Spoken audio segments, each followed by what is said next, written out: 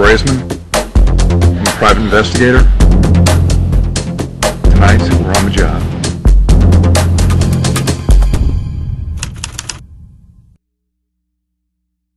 As a private investigator, we do a lot of work with the private sector.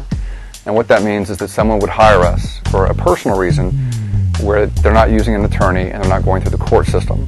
On one particular case, we were hired by a man who was concerned that people were looking into his wife's office for the purpose of theft.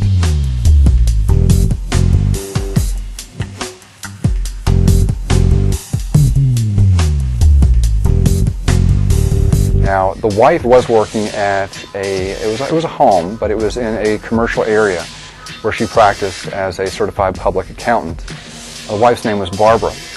Barbara had told many stories to her husband that some of the local teens were looking in her windows, whether it be during business hours or even after business hours, and that it scared her. It was a concern whether she would be robbed. It was a concern whether she'd get mugged going to her car.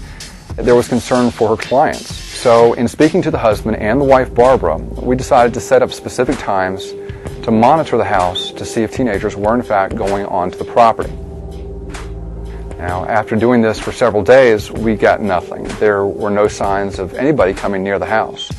In fact, the only people that were seen coming to the house were usually very well-dressed men wearing suits, business types, that were going in for what we assumed was for the purpose of getting CPA assistance. Now, one thing that seemed very odd to me was that in speaking with Barbara, she was very insistent that we only do a surveillance at certain times on certain days. And her husband went along with that. We didn't get anything. We never saw anybody near the house that shouldn't be.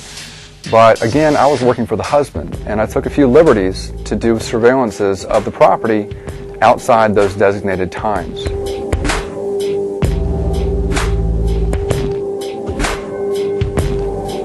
And sure enough, after a day or two, we saw teenagers looking in through windows at the property. And after doing that, I decided to get out of my car and rustle some of these teenagers together and talk to them. And to make it more unusual is when I approached these teenagers, they didn't run from me. Come on, guys. How's it going, guys?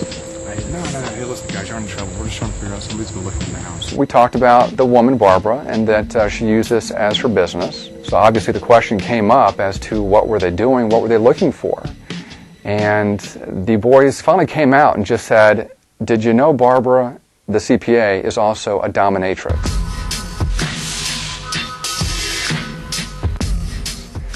And I was a little bit put back. I had no reason to think so, and the husband never told me anything to that regard. So, got more of a story from these boys, and that they weren't trying to break in by any means. They were trying to look in to see what she was doing, and they were very descriptive, and all of them told the same story. So we eventually went back to our client and let him know what we had found out. And together we went into the wife's job and asked to go into the locked room that her husband had never been in, and it was blatantly obvious that she was, in fact, a dominatrix. Didn't find out what happened to that marriage, but I'm guessing it took a turn for the worst.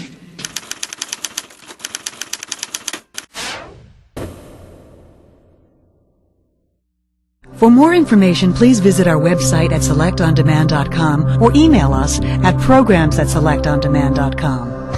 Made for On Demand.